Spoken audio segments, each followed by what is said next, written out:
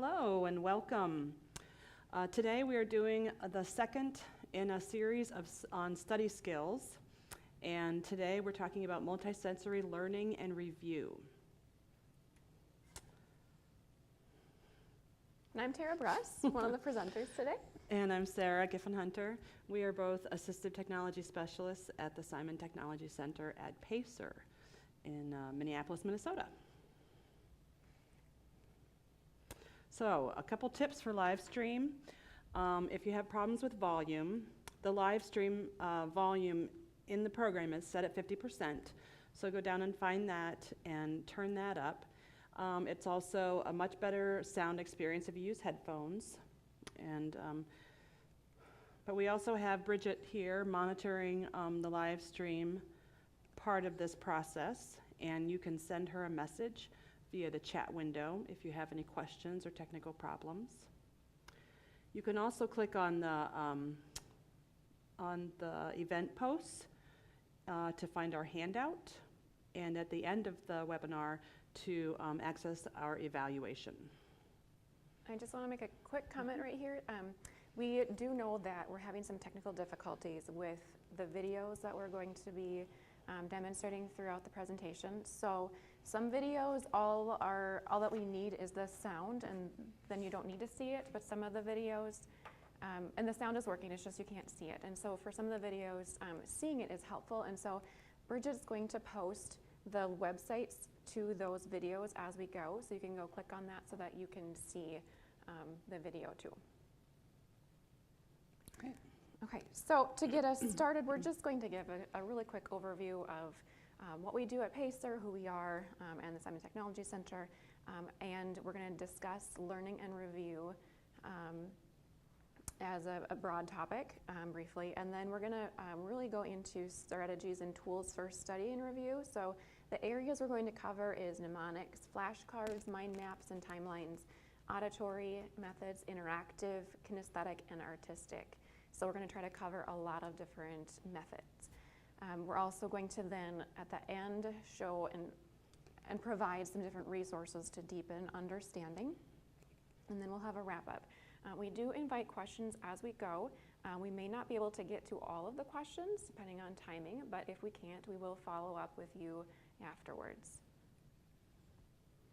So at Pacer, we are a nonprofit organization that we're located in Minnesota, but we do provide services and resources for people all over the country.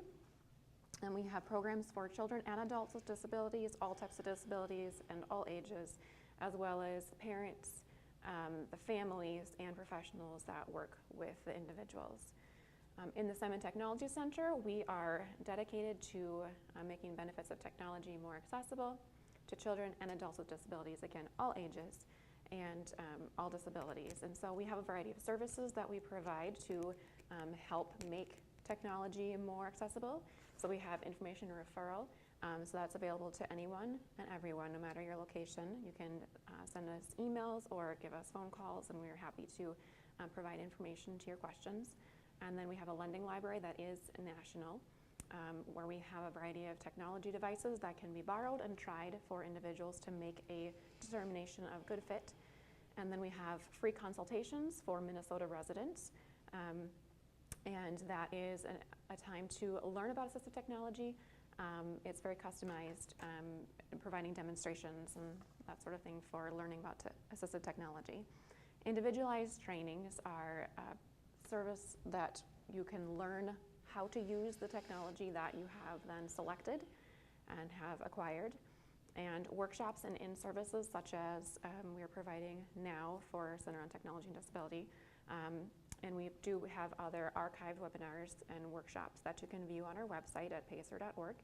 And then we also have a variety of other special projects that work with students in capacities such as technology workshops here, specifically for their age groups, or in schools and other locations. So just looking at the overall topic of learning here, so this is a three-part series. The first part we talked about note-taking while learning for auditory while listening or while reading.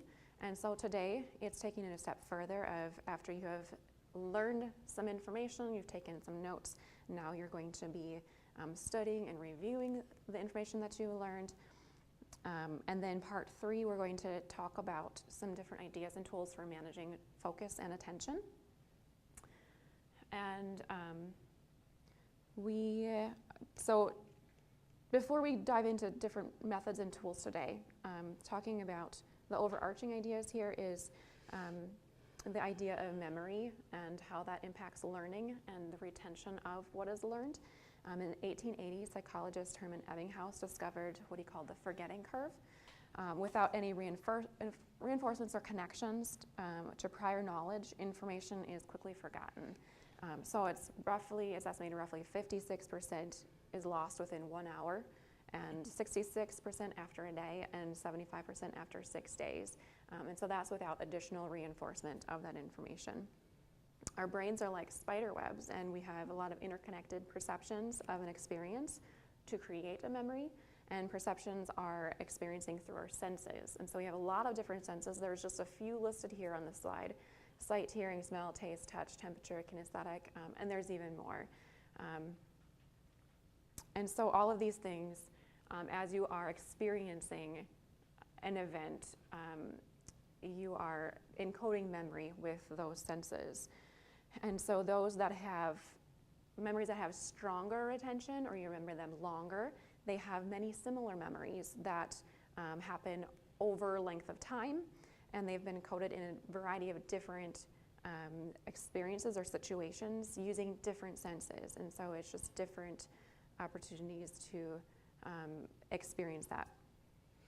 So in a way, in a sense, that's survival of the fittest memories, the memories that have the most amount of experience over time.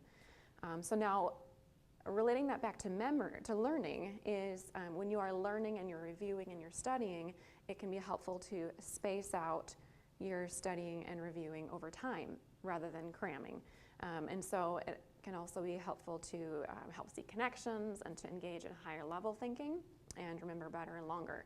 So some ideas are frequent practice, self-quizzes, self-studies, short daily or every other day type of reviews, or join a study group that meets frequently.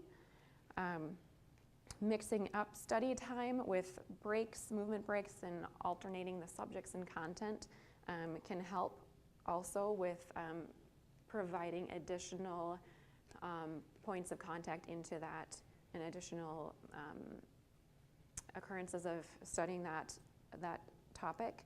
So, and also a suggestion would be to not put together similar content studies. So spacing out such as math and English, science, foreign language, and so you're putting some space in between similar types of studies.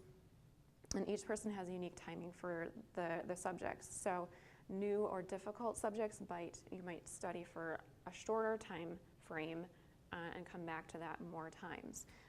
But that will be kind of learning what your own style needs to be. Combining multiple senses and methods can help, again, with the study experience and boost understanding to make a memory stronger. This is going to be the heart of what we're talking about today, and we're going to present a lot of different methods and ways to impact memory through the different formats and methods. And learning material better than you think you need to can help with retention of the information. A study by researchers at University du Quebec in Montreal, they compared learning outcomes of college students in 3 control groups. And those that overlearned the material, they were able to remember the information for longer.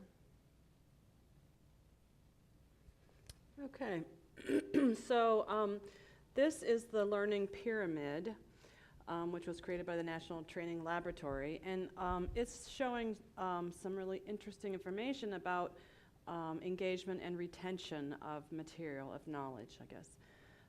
So of course we see that lecture is at the top, and that is only a 5% retention rate for knowledge, and but we know that, and actually reading's right below it, and we know that a lot of education is structured in a way that they are using lecture and reading. So then as you go further down the pyramid, the top is more passive, and each step as you go down is more active. So at the very bottom, teaching others, immediately putting into use the learning, has a 90% retention rate.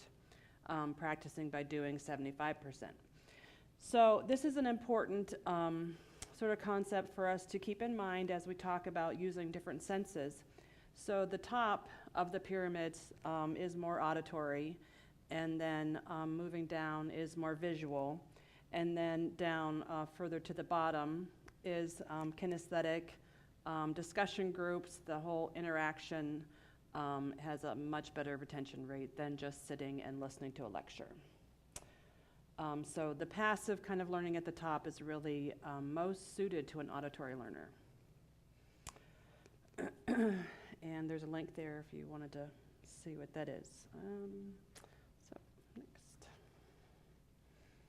So mnemonics is it's a memory strategy. It can be helpful to recall names, facts, labels, names of people, places, dates, things like that. It's a way to cue retrieval of information.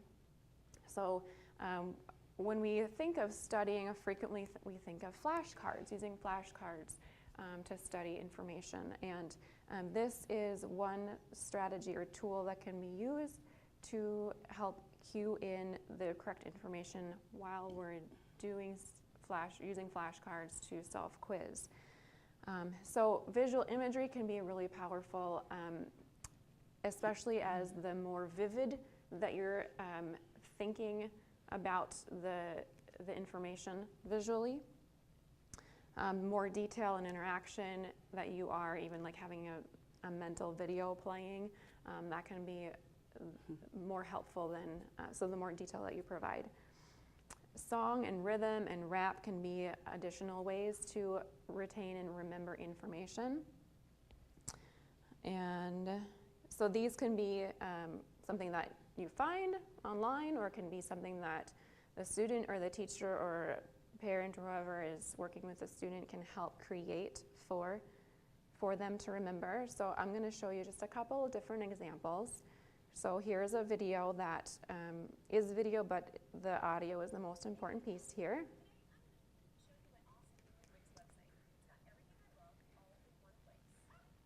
So we had an ad there, we're skipping.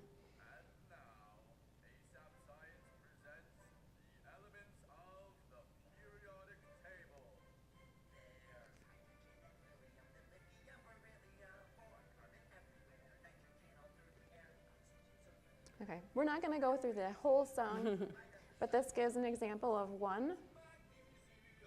And then here, this next one I want to show you is a website that has a variety of a lot of different songs. And so I'm scrolling down so you can see the different categories in the grouping. So we have songs for mathematics and science songs, social studies, languages, fine arts, and a lot of others. So there is one that I want to show you specifically for cell biology. It's called Songs for Teaching. And you do have to pay for these, but we're going to listen to a sample. So this particular is $4. Cell biology. Cells vary in size and function in your body as you grow. They divide and make an exact copy. A cell is complex and made of many components. So this has a lot more rhythm to it. In size and function in your body as you grow. They divide and make an exact copy. A cell is complex and made of many components. Listen to me and you'll be. Those are just a couple examples, and you can find a lot more by doing a search online. Or making your own. There's a comment here that teachers love vocabulary. So sounds like a good thing to share with everyone else, vocabulary, to check that out for more options. Thank you for sharing. Another mnemonic is acronym. And this is an abbreviation of a phrase. So you're using several words to create then one word by using the initial letters of those words. For example, what you see on the slide here is the compass rose. And so looking at that one example could be news. You're taking those 4 letters and you're creating a word out of it, and we're using the word news. Acrostics then is taking one word and expanding it out, so you use each letter of that word and then you create additional words or phrases onto that. Can be a poem, can be just a phrase. So again, using the compass rose, never eat soggy Wheaties. That's something that I grew up learning, so that's just one example. Or every good boy does fine, learning the treble clef lines. So that can be another strategy. The story system is creating a story out of information to remember. You can use visual imagery with this. So for example, again, using the compass rose to create a story could go like this. North Star went for a walk. He took a right turn around a white picket fence, and he saw the Easter Bunny. He met the Easter Bunny there. And then he continued on his walk. He took another right turn, and he turned into a sunny park where he felt the warm south wind blowing. So there's word south. And then he continued on his walk, taking another right turn, so we're taking a turn all the way around the compass rose clockwise, and he met the Wicked Witch of the West sitting on a rocking chair. So that's just an example, so creating a story. Method of loci is using an environment that you are very familiar with and pegging on or assigning different bits of information to different parts of the room. So if I were to use a room of my house, the living room, and again with the compass rose trying to remember, looking out to my large picture window, I'm looking towards the north, and I can see all the shadows extending away from me. And I look to the east of my room, and I'm seeing the pictures of my family on that wall. And then the south is where I see my sunny backyard through the window. And then the west is looking towards the wall with the TV, for example. So then it's just using that room to assign different bits of information. And I can walk around the room, have it a kinesthetic activity. The PEG system is the most complex of these options or these methods here, and that is assigning numbers to words that are then used within a story, for example. So if we say number 1 is bun, 2 is shoe, they're all rhyming. 3 is tree, 4 is door. Then if we use this for the rose compass, we could say North Star is eating a bun. Easter Bunny is wearing a shoe. The warm south wind blew through the trees. The Wicked Witch of the West walked through the door of the house, or is sitting on the chair outside the door of the house. So it's using its additional layer of memory. So these are several different examples of some mnemonics methods. Okay, now we're going to look briefly at digital flashcards. As Tara mentioned earlier, flashcards is one way that is commonly used for memorizing through repetition. It's not always the best way, but it is one way, and so we wanted to show you just a few that are have more of a auditory or a multisensory component to them. So the first one is Quizlet, and many people are familiar with that one. It is the largest set of online flashcards, one of the largest, I should say, I guess. And so you can log in, but you don't have to. You can just search for study sets that are created. You can create your own. So right here is set of terms. Teachers often create them and make them public. So this is a set of terms about cells. And you can see the ability to add a lot of visual detail here. And then if I go, so I can look at it as flashcards, but what I want to show you is there's the visual as well as the audio. In living things. So it's reading both the term. Organelle, a tiny structure that carries out a function within a cell. So that is Quizlet. And hopefully you can see that there are just a wide range of topics here that you can search through. And then, of course, signing up for, this has, all of these have a free or a paid version. Signing up for an account means that you can save, you know, create and save into your own personalized set. Now, back. The next one is Study Stack. And can you get that on QuickTime for me? Thank you. That is, I'm going to show it on the iPad. This is Study Stack. And one thing that is nice about this one is that Quizlet had games as well, but this has games over here. There are, so I've got a sample set of, actually it's states and capitals in here. And so you can look at it as flashcards. You can also do these different games. There's different ways of interacting with the material. So if I go to Hangman, and then everybody knows how Hangman works. The matching is kind of nice for this one. So at a point where you kind of know the information but want some review, so here are your choices, and you can do that and interact that way. And crossword, and then there's a quizzing feature, which this is set up to be multiple choice. So that is Study Stack. And then Study Blue is another one. Study Blue is, its strength is that it's really connected. It syncs up with schools and classes. Let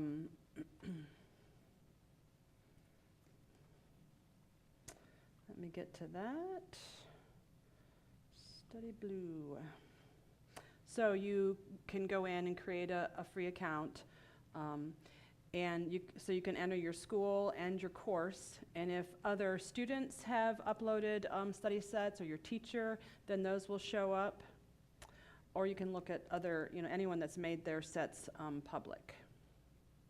And so Study Blue also has mobile versions for both Apple and Android, as well as web.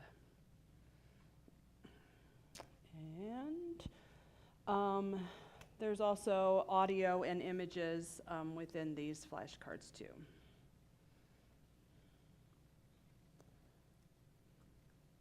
Okay, so those are digital flashcards. Next, I want to talk a little bit about mind maps and timelines. So the first two are mind maps, and mind maps are another way to organize information, to see relationships between different concepts in a visual manner. So Inspiration is software. They also have a mobile app. But I'm going to just open the how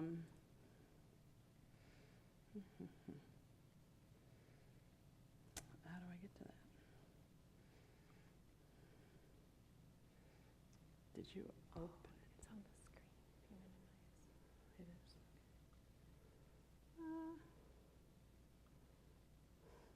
Click the green button. Yellow button. Sorry. And the button. I think you had that one open, right? That should work, hopefully. Okay, here's Inspiration. Okay, great. So here's a diagram that's already made. So this is for us. So this could be created by anyone. This is about robots. And so there we go. So this can be used for review. It can be used, you can move these things around.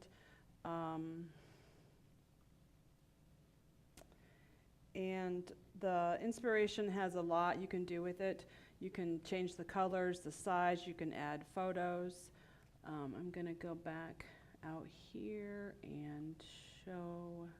There's a wide range of different templates that you can use, so they don't all just look like, you can start out with different templates for whatever kind of information you're using. They have them organized by subject there.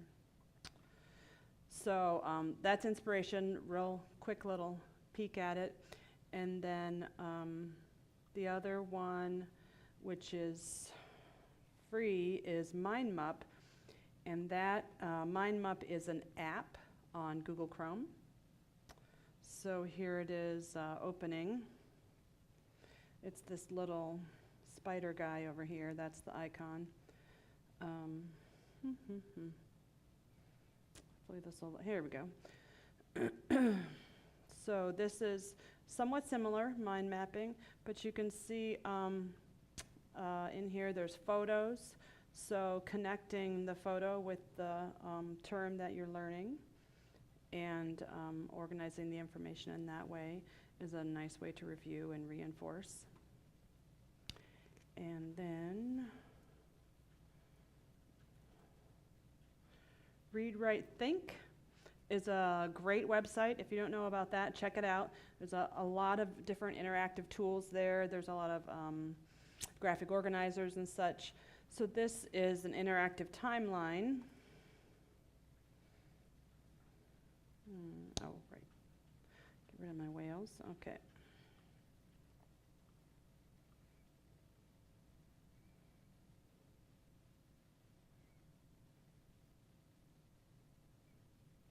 So this is a timeline that you can build, and I think it's a really great tool, you know, especially for history, kind of seeing the relationships of things, or even just, you know, steps in a process.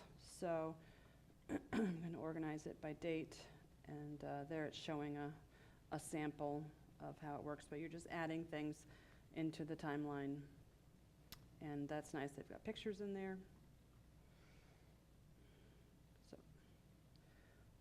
That's just one example of what is available at the Read, Write, Think website.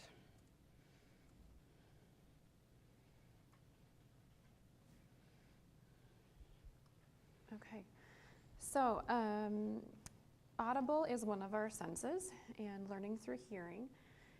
During part one, we did talk about some different tools for taking notes while listening, and so these might look familiar to you if you did join us for part one. But what we want to talk about or show you now is just a few strategies of how to use these tools for studying and for reviewing. So I'm going to show you the Livestream Smart Pen. And just a quick demonstration how this works, if you didn't see last time, is this a pen that we will turn on and has a recording device in it. This is the Echo version. There's two versions, SmartPen 3 and Echo. And so then we are going to tap record at the bottom of our page, and then it's now recording audio. And so I'm going to take notes on a plant cell. And so there is the cell wall, and then inside we have a lot of chloroplasts and the nucleus and the vacuole. And so now we tap on stop, and to listen to the playback, we tap on our note, what we have written on the page. And then inside we have a lot of chloroplasts. And so it's linking what I wrote with the audio at the moment I was writing.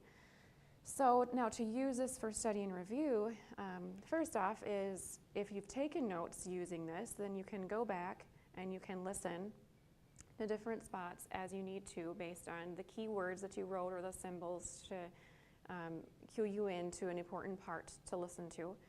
You could also use it to fix your notes or re-highlight certain things as you're listening to different parts. So you can always add in. So when you're listening to playback, you can still write as you're listening and does the same linking. Now, if you're going to use this, say we're going to start a blank page to use it for studying information, maybe we're going to study vocabulary words. And we're going to write out, say, nucleus. So I'm going to write the word nucleus, and then I'm going to write I'm going to tap record, and then make a dot on my page, and I'm going to say nucleus houses chromosomes and DNA. Tap stop. Now if I am going through and self-quizzing myself, I see the word nucleus, I want to self-quiz, well, what is that? What does it mean? Tap on the dot.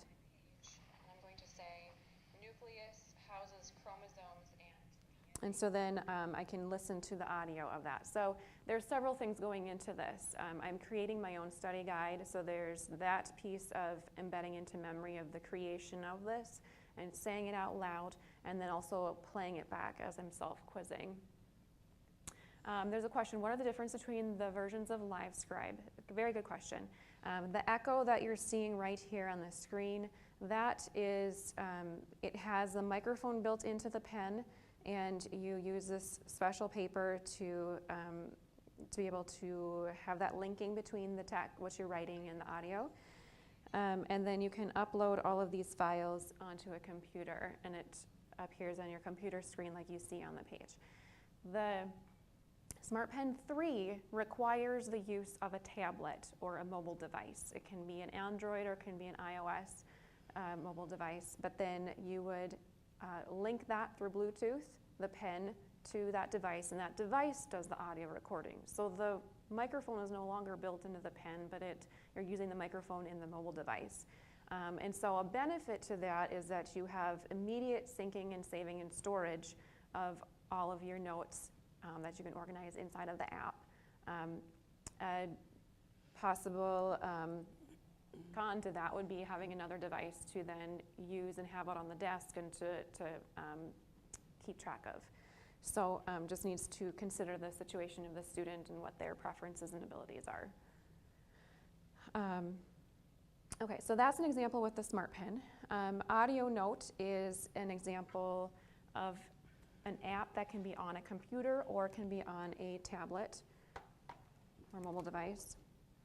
And so this is very similar in concept. It just looks you're using a different device, and you have a different way of interacting. So pull up Audio Note. One additional feature in here, or two, that are not available on the pen would be to have the ability to, you have a keyboard. And so let's open a new file here. So if we want to use a keyboard, let's record audio at the same time. Here is my keyboard, I'm typing. You can handwrite in here, and so you could use a stylus with it in the pen mode. But there's also a photo mode. So then you could take a picture of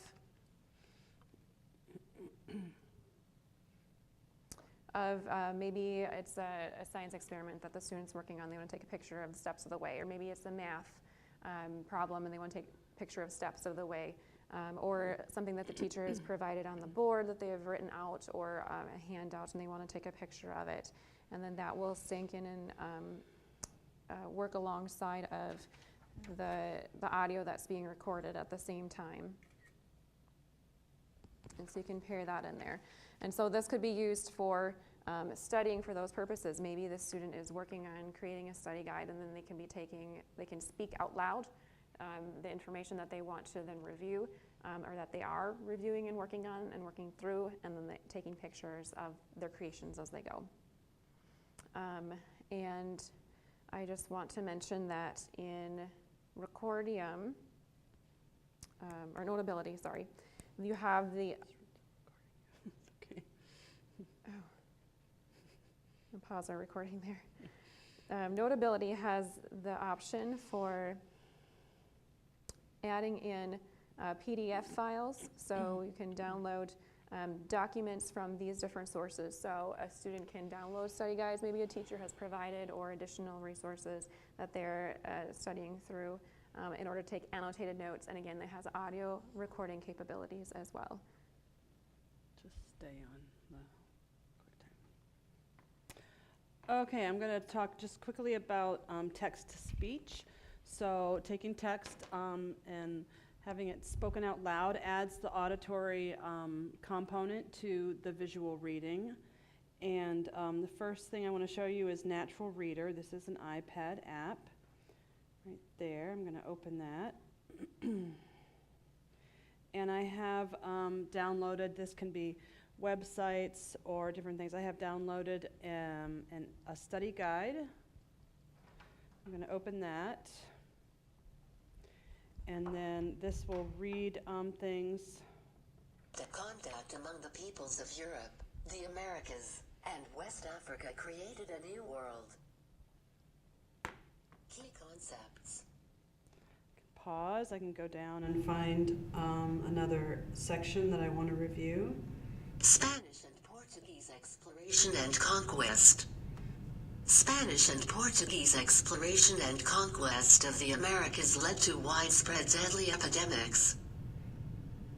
The emergence of So it's racially highlighting mixed it populations as well as listing and the it at caste the bottom. system defined by an I'm intermixture. going to pause it. And then I can also make the text that's showing up here at the bottom larger.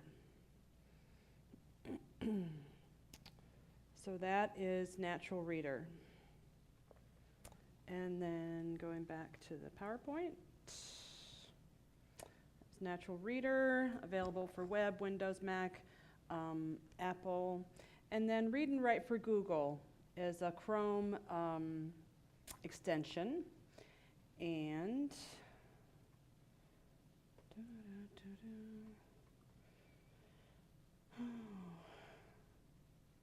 do I get there? Oh, yeah, no, but yeah, no, I couldn't remember what I wanted. So, so here's some information about the Civil War. And if I want to listen to review this information, I'm going to highlight right here and then open Read and Write. It's the little purple puzzle piece up there. This is RW.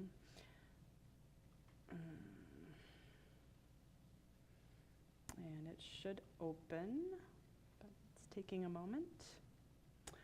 But it opens a toolbar right below your main toolbar with a play button, a pause, and various other things.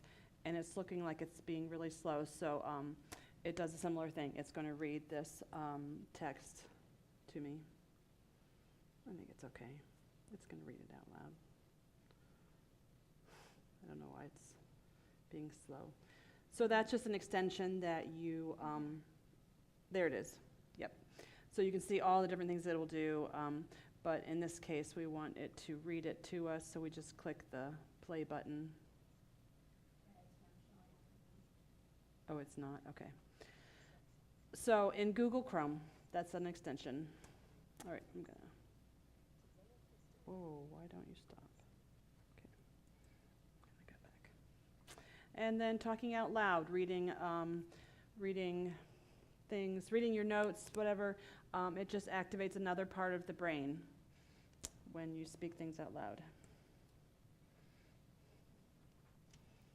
Next is multisensory and interactive. So back to the learning pyramid that we looked at the beginning, teaching or explaining something to someone else is the top way to learn, review, and have excellent retention of material. one way you can do that is by recording video. Screencast-O-Matic is a free tool, that web tool that you can use to create videos of something on the screen. So you can do that for, I'm sure you've seen lots of videos that people have created with screencasts. You can use it with Google Drawing, so you could illustrate steps of a process and then create a video and share that with someone else. And then there are other sources here for audio and visual resources. One is the Electronic Library for Minnesota, and so every state has, I'll show you a link for that in just a moment, every state has a digital state library with resources, and so when you go into your, well, any state, when you go into that website, then you can just select and say, just show me video, just show me audio, a lot of different types of material. And then Snap Guide, I'm going to show you on the iPad. Right here, it's this big S. And these are how-to guides that have a lot of photos. And again, you can create an account, so you can save your favorites, but you can just go through and see what they have. So here's how to make circuit boards, and there is both there's a supply list at the bottom, which is really nice, and then it tells you how many steps, and then you go through this. And it's just a very nice visual way of learning how to do something. So that is called Snap Guide. And then back to the PowerPoint. Sarah, can you show Snap Guide again, because it did not show up on the screen Okay. until you stopped. Oh, darn. Okay. Okay, Snap Guide. Oh.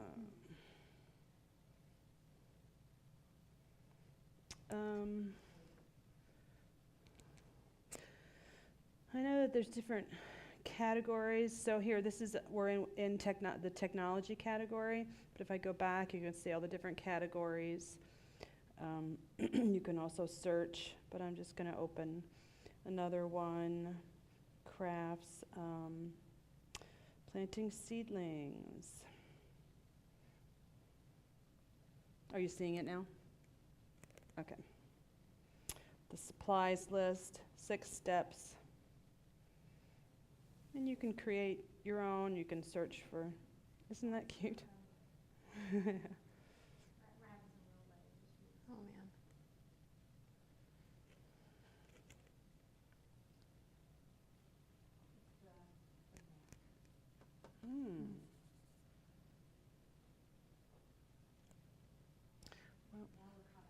Okay.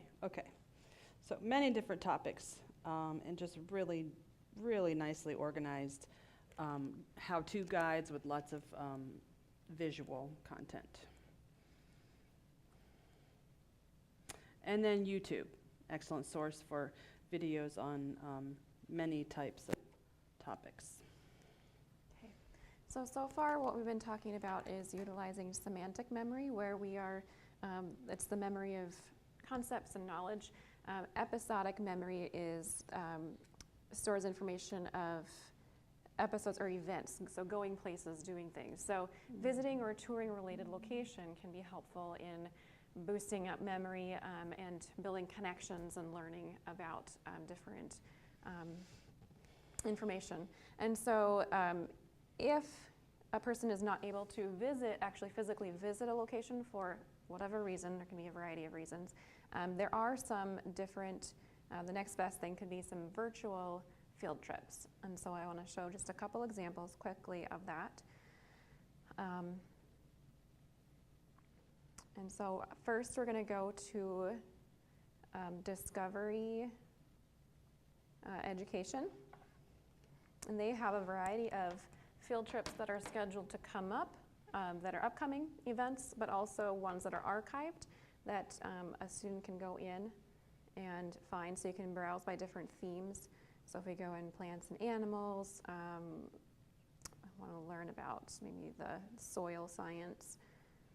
And so we can see they have a few different trips on this topic.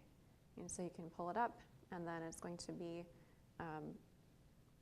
seeing the environment, seeing the location, maybe interviews with experts or people on the topic. So, and they're broken down into smaller groupings for their videos.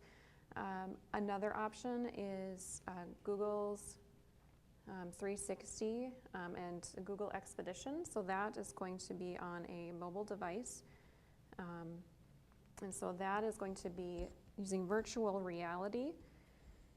And this one might be a little difficult for you to see on the screen, because what we need to do is move the iPad around. So I'm moving the iPad to see different parts of the screen, if you can see that. And then I'm moving to be able to see, okay, there's other places I can go to, Mount Everest, Aurora Borealis. So this can be a very great way to interact, incorporating movement in what I'm seeing. And you can also get Google goggles, or comes with a cardboard piece that you can insert a smartphone into. So it's a little bit more immersive feeling.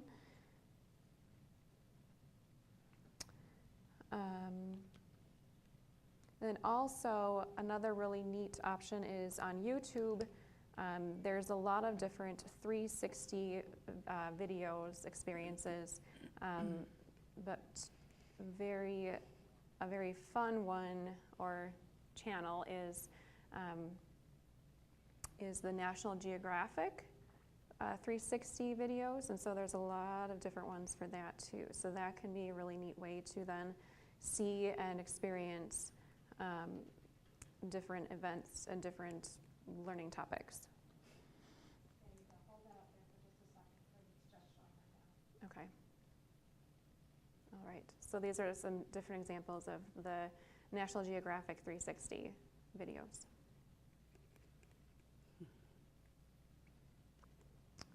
Okay. The method of loci, the mnemonic strategy we talked about earlier, you can use that is also with movement and actually moving around to the different parts of the room and the different objects, and maybe putting your hand on them or sitting on the chair, or however can be helpful in the movement. Twist and spell exercise cards that you see on the screen, but also I'll hold up. They're different letters that you do the movement and the posture to create that letter. So here is just N, E, going back to the compass rose, W, and S. So actually doing those physical movements and postures. Also acting out scenes, especially for history, can help with the movement, and dancing. Also even acting out science concepts of how the cell structure works and how things interact inside of the cell. And then dance, I have one quick video to show. And so Bridget's going to post that link for you because it is dancing. It has specific movements. And so for that, there's a lot of creative ways to create dances. But then if you do a Google search or just an internet search on the topic, you might be able to find some options there.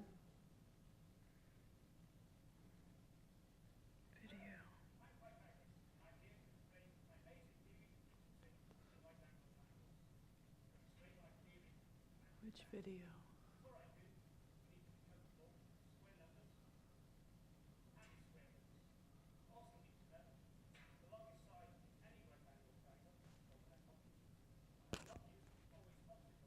Okay, so I'm going to jump ahead a little bit to the dancing part.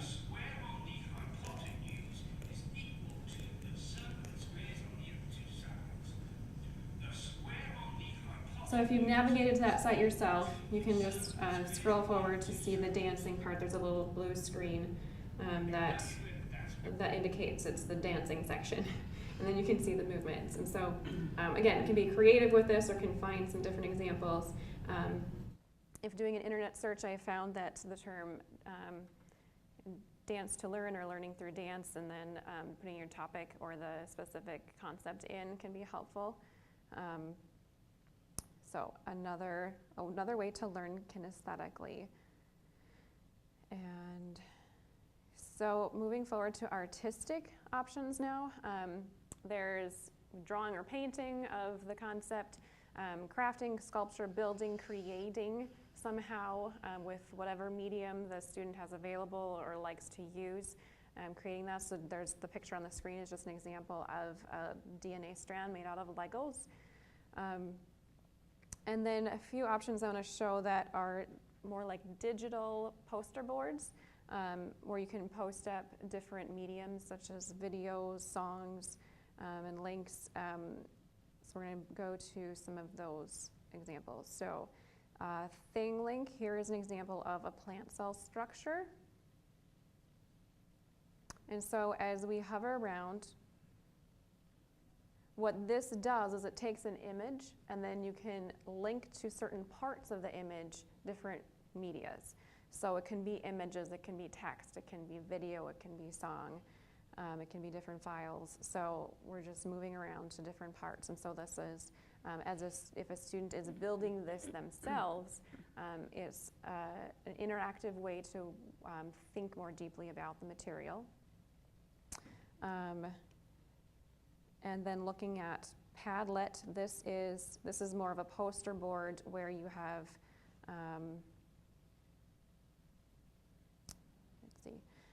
you're posting up information like stickies on a poster board, on images, files, videos can be on here too. So here's just a list of examples. This is a timeline here. And that can be scrolled throughout, so you're seeing the text and you're seeing the images. There are templates that you can choose from, or you can start from scratch with a blank screen. Here is a geographic illustration of using Padlet. So the next one then is Prezi. And this is a platform that was created as a presentation platform. And this is, you can zoom in and zoom out. And so you can use a larger picture of the main theme and then zoom into different parts and have smaller text and have smaller pictures. You can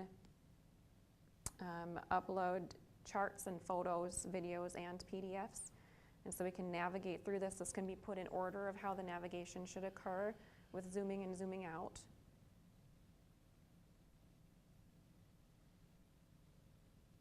It's free. Yes, and this is free. And then also there is this website called classtools.net that has a variety of options that are artistic ways to interact online and create things online. So Fake Book is using, it's like Facebook, creating profiles, maybe different people throughout history, creating fake news or creating news examples. So just a variety, 3D gallery, a lot of different options.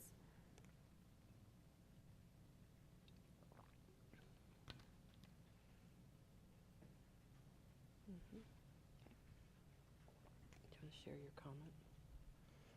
We have another comment here.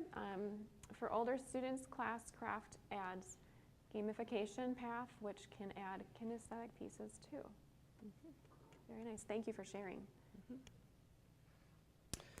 Okay, so coming to near the end of the presentation, I've got 3 different sets here of resources for deepening understanding.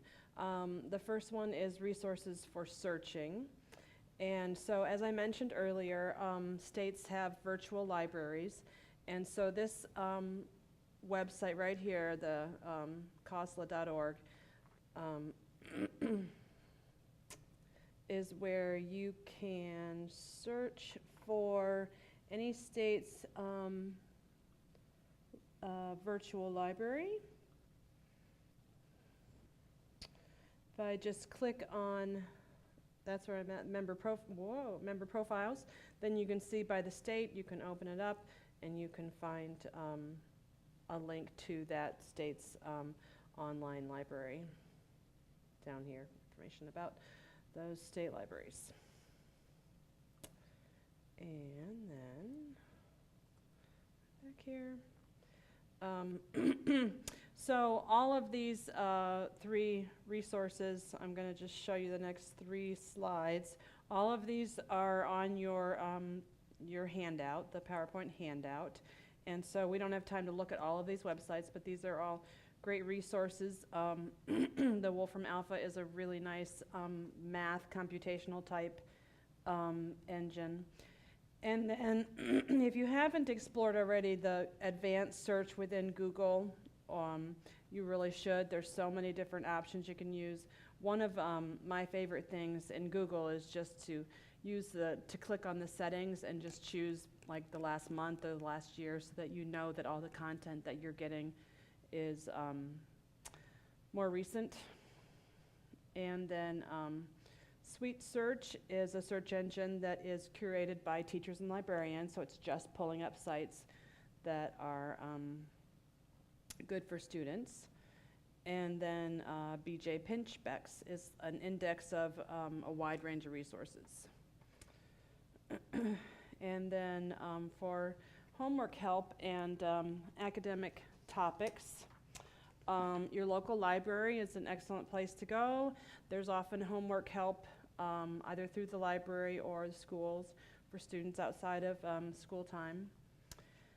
Tara's mentioned a little bit about going to a museum, a historic site, as a very interactive way for deepening understanding about a topic. Newsela is a really nice curated site for students with news content. Okay. And then Better Explained. Whoops. Oh boy. Little error message there. I'm all out. Okay. Oh, shoot. That's all right. So, and then a number of, here, this is a Schmoop down here, this picture at the bottom of the PowerPoint. A lot of nice study guides, ACT and SAT test prep, career information. People may already know about Khan Academy. It's a really great resource on many subjects. And it's also nice because you can do it on the website. There's also an iPad app for that. So I have a question. I did go through Google search much more quickly than I would like. So I'm just going to open a new tab. All right, so here I am on a Google page, and I'm going to look up whale facts. Whoops. Or the whale shark, I guess I'm going to look up. Okay, so now that I have typed in my topic, so the question was, where is advanced search on Google? So now I have a whole nother set of filters, options below my search bar. And so over to the right, there is both settings and tools. So if I click on settings, this is how I get to advanced search right here. And I will do that in just a moment. Tools, if I click on tools, back over to the left, it has brought up an option to select the time. And this is what I was mentioning, like I like doing just past year, past month on certain topics, makes it more relevant. So back over here in settings, we will open up advanced search.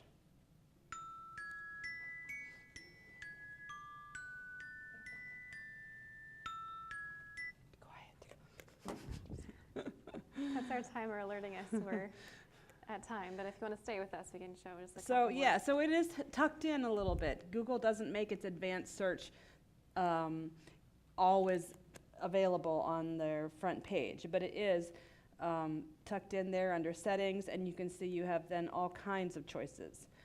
It's sort of creating the Boolean kind of search for you here with these choices, and then narrow your results, language, region, time, usage rights. Yeah, last time it was updated, so all kinds of really good stuff there. All right.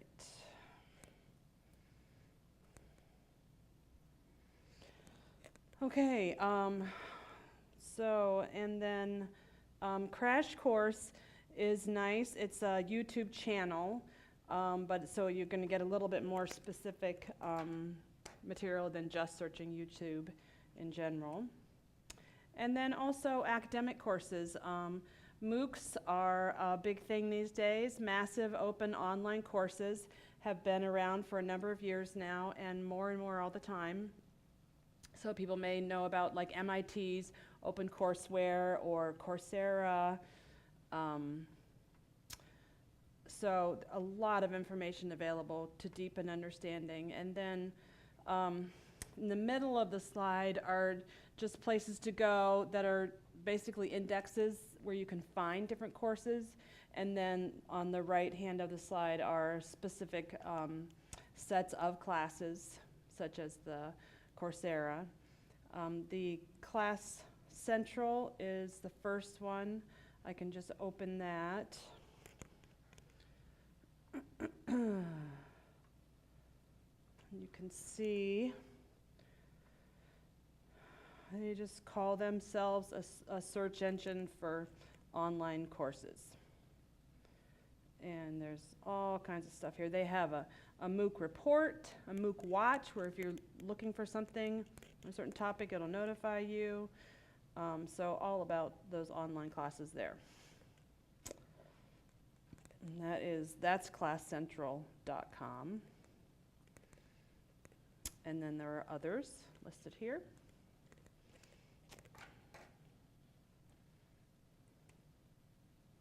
All right, so now we're going to go ahead and wrap up. We've run out of time. Are there any other questions we can address? Again, we are from the Simon Technology Center at Pacer, and you can contact us via email or phone, and also encourage you to check out our website.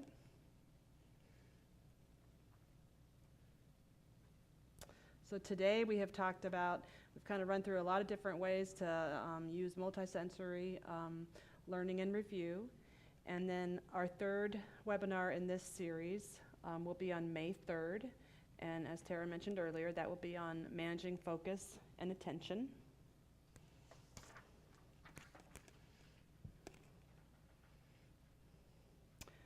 And please do go to the post where you will find the evaluation or survey to complete. We really appreciate that feedback. And when you do complete that, then you can get a certificate of completion if you're interested in that. Thank you for joining us today for this CTD webinar.